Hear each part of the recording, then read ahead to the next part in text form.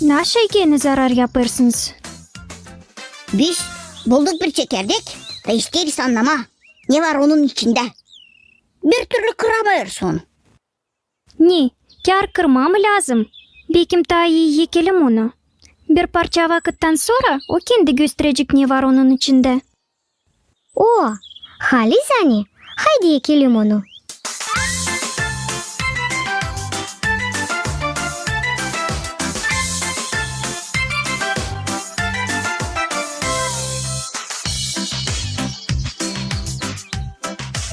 La la la la la la la.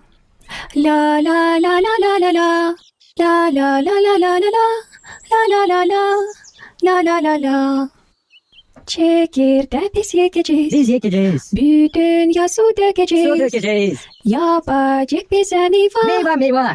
Ya şeftali Ya şeftali. ya da ayva. Ya da ayva. Çekirdeği biz yekeceğiz. Ya su dökeceğiz. Yapacak bize meyve. Ya şeftali ya da ayva. Vah.